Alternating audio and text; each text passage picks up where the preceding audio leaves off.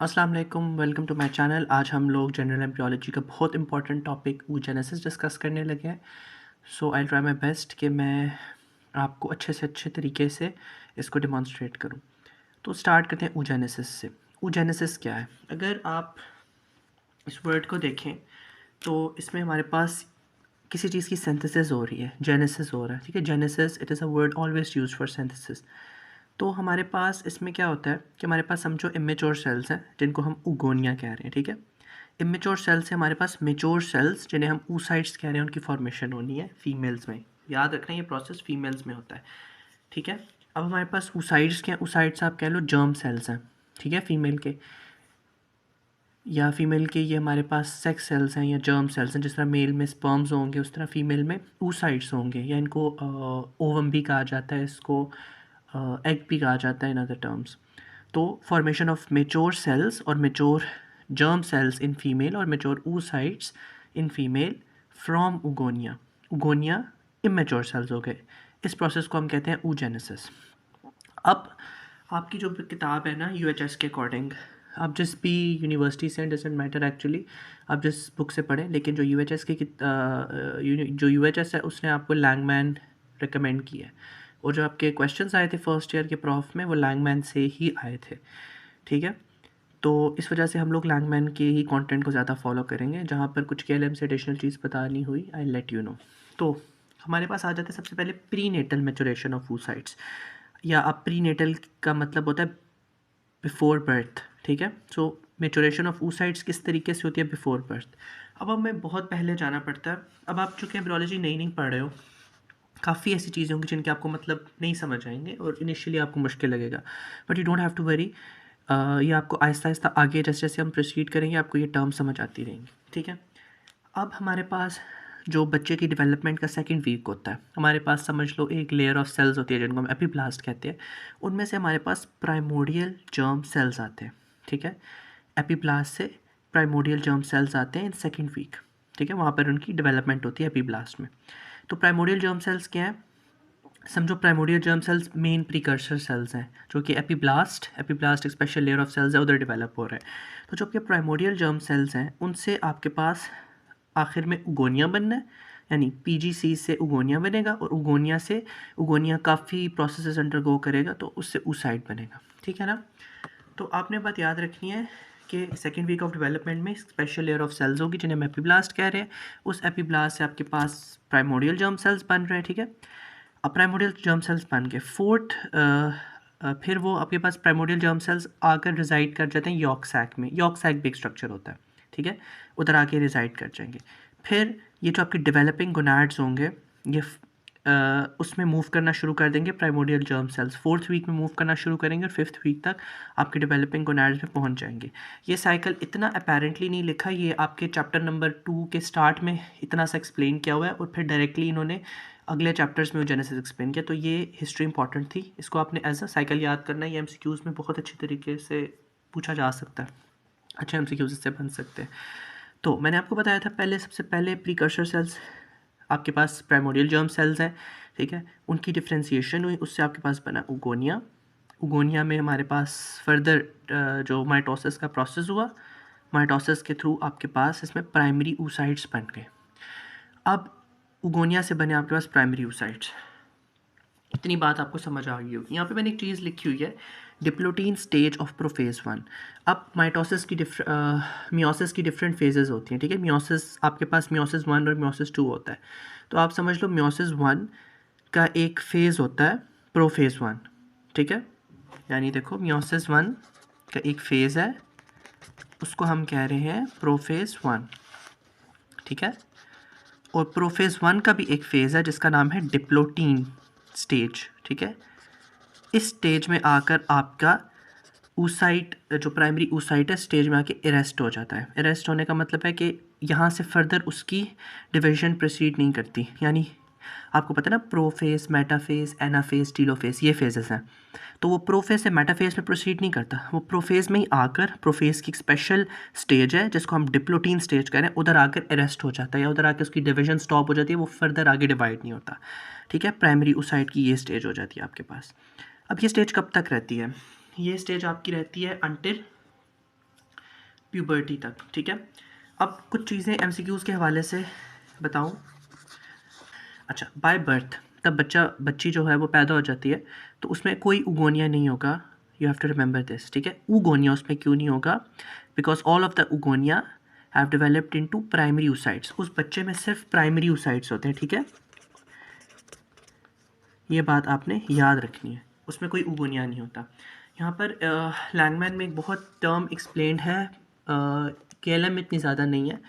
तो अगर आप KLM आपकी यूनिवर्सिटी फॉलो करवाती है तो आप बेशक आगे कर दे थोड़ी वीडियो को, लेकिन अगर आप लैंगमैन फॉलो करवा रहे हैं अपनी यूनिवर्सिटी तो आपको जानना ज़रूरी है। एक टर्म आ जाती है एट्रेटिक।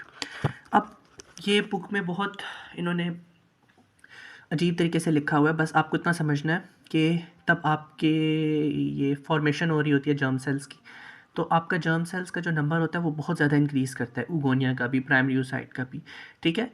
तो वो उसमें से काफ़ी ज़्यादा की डेथ होती है, ठीक है। तब उनकी डेथ हो जाती है तो हम कहते हैं दे हैव बिकम एट्रेटिक, उनका एट्रीजिया हो गया, उनकी डेथ हो गई है, तो हम कहते हैं दे हैव बिकम एट्रेटिक।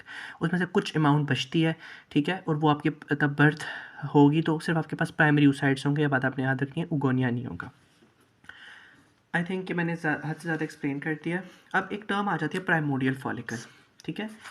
अब क्या होता है आपके पास, ये देखो, ये आपकी ओवरी की एपिथीलियम। एपिथीलियम हम कहते हैं कोई भी जो लेयर ऑफ सेल्स है जो कि आपके किसी भी सरफेस बॉडी के जो आपके पास ऑर्गन्स हैं या ऑर्गन्स के सरफेस को सराउंड करिए, उसको हम एपिथीलियम कहते हैं। तो ये ओवरी की एपिथीलियम है, ठीक है। ओवरी की एपिथीलियम से हमारे पास डिराइव होते हैं आपके पास फॉलिकुलर सेल्स। फॉलिकुलर सेल्स आपके पास इस शेप के, जिसको हम स्क्वेमस कहते हैं, आपके पास स्ट्रक्चर्स होते हैं।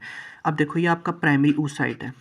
शुरू में प्राइमरी oocyte इस तरह अलग-अलग प्रेजेंट होंगे और उनको एक ही एपिथेलियम ऑफ ओवरी की जो लेयर है वो सराउंड कर रही होगी। लेकिन ऐसा टाइम पासेस, जैसे जैसे बच्चे की पैदाइश का वक्त करीब आ रहा होता है, तो आपके प्राइमरी oocyte के गिर्द ये जो एपिथेलियम ऑफ ओवरी से फॉलिकुलर सेल्स डिराइव होंगे और वो आपके इस तरह करके अरेंज हो जाएंगे अराउंड द प्राइमरी oocyte। जैसे ये देखो, ये प्राइमरी oocyte था एक, ठीक है।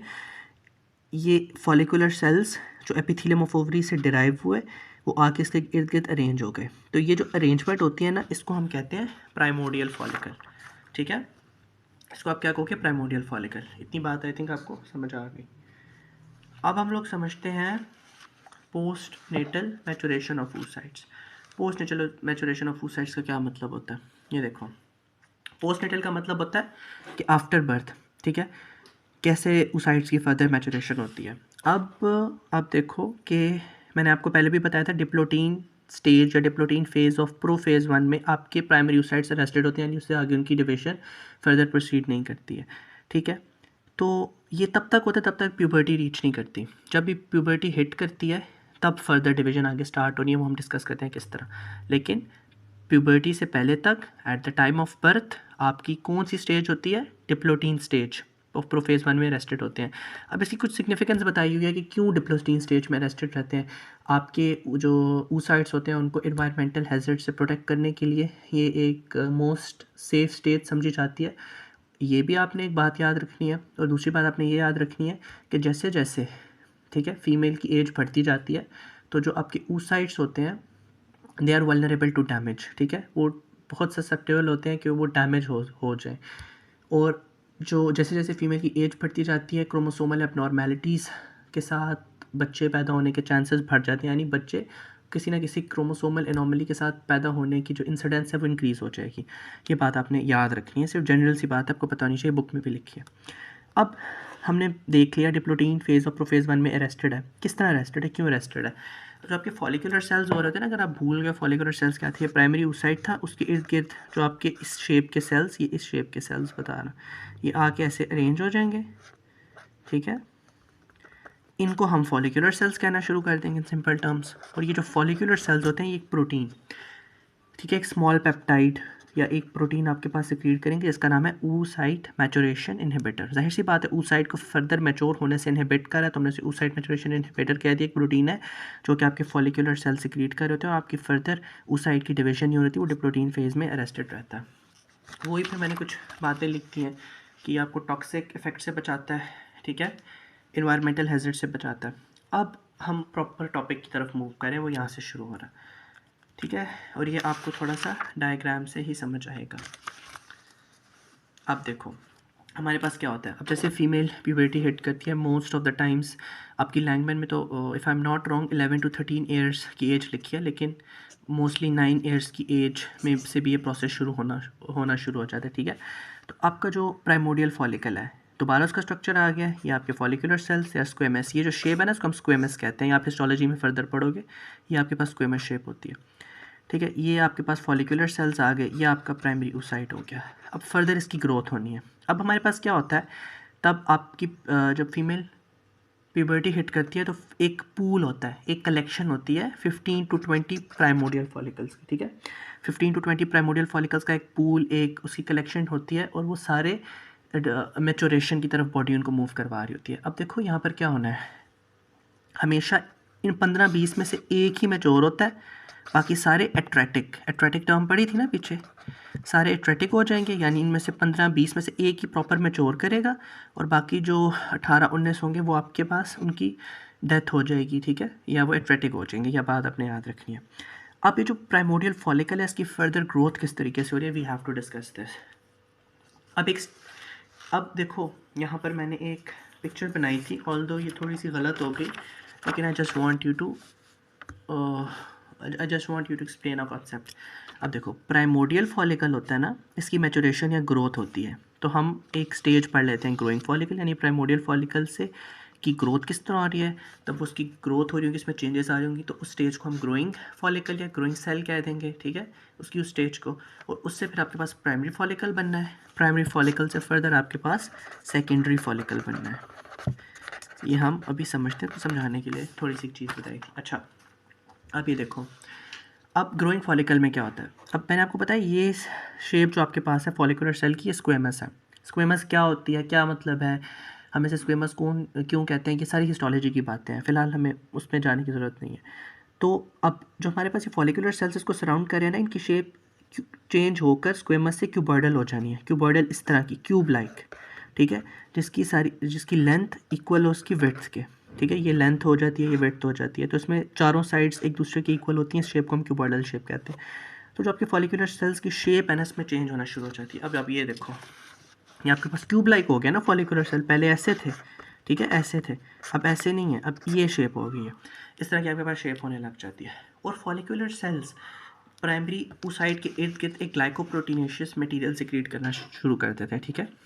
फॉलिकुलर सेल्स जो ये नहीं है जो अपनी शेप चेंज कर रहे हैं, वो आपके पास एक मटेरियल सिक्रीट करना शुरू कर देते हैं जो ग्लाइकोप्रोटीन इन नेचर होता है, और वो प्राइमरी oocyte को सराउंड करता है। अब यहाँ पर देख रहे हो, ये प्राइमरी oocyte है और इसको ये ग्लाइकोप्रोटीन मटेरियल सराउंड कर रहा है, और अभी ये देखो फुली डेवलप नहीं हुआ, ठीक है, ये पैचेस की फॉर्म में प्रेजेंट है। ये देखो ऐसे, ये कम्प्लीटली सराउंड करे तो ऐसे करे ना, लेकिन इस तरह नहीं कर रहा, ये भी डेवलप हो रहा है, तो डेवलप चूँकि हो रहा है इस वजह से ये पैचेस की फॉर्म में इसको सराउंड कर रहा है, ठीक है। तो हम कहते हैं कि इस स्ट्रक्चर को हम जोना पेल्यूसिडा कहते हैं, और ये developing zona pellucida around the primary oocyte।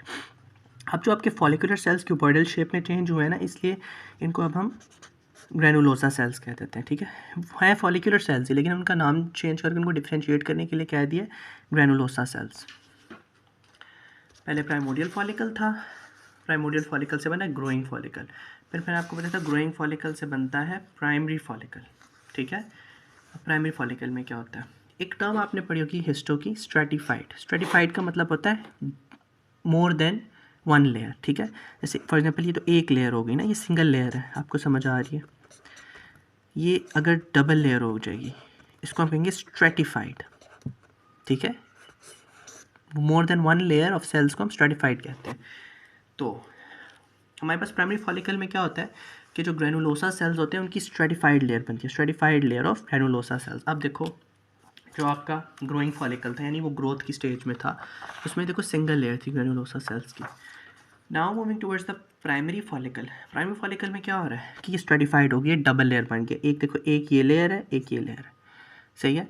इसमें आप देखो जोना पेलूसिडा भी प्रॉपरली डेवलप हो गया, पहले देखो ऐसे पैचेस की फॉर्म में थी, अब यहाँ पर प्रॉपरली जोना पेलूसिडा डेवलप्ड है, ठीक है।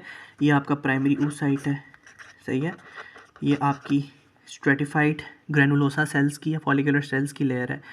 अब देखो यहाँ पे थोड़ी सी पिक्चर वो हो गई है, समझो ये आपके ग्रेनुलोसा सेल्स हो गए, मैं सर्कल बना रहा हूँ ऐसे, वैसे ये वो होते हैं आपके पास क्यूबॉइडल इन शेप। यहाँ पे समझो दो ग्रेनुलोसा सेल्स हो गए, यहाँ पर एक आ जाती है एक मेम्ब्रेन लाइक स्ट्रक्चर, इसको हम कहते हैं बेसमेंट मेम्ब्रेन। और इसके बाहर हमारे पास एक स्पेशल टाइप ऑफ टिश्यू होता है, उसको हम कहते हैं ओवेरियन कनेक्टिव टिश्यू या स्ट्रोमल सेल्स। तो आप देख रहे हो ये जो आपके ग्रेनुलोसा सेल्स हैं और जो आपकी ओवेरियन कनेक्टिव टिश्यू है या स्ट्रोमल सेल्स भी नहीं कहते हैं, इनको बेसमेंट मेम्ब्रेन सेपरेट कर रही होती है।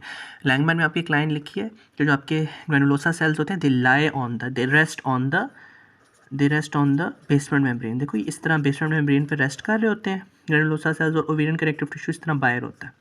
आई होप सो ये बात भी समझ आई होगी। अब इसको हम प्री एंट्रल फॉलिकल क्यों कहते हैं, क्योंकि इसके बाद आपके पास स्टेज आती है एंट्रल स्टेज या एंट्रल फॉलिकल। तो एंट्रल फॉलिकल से जो पहले फॉलिकल आता है we call it pre antral follicle और प्राइमरी फॉलिकल।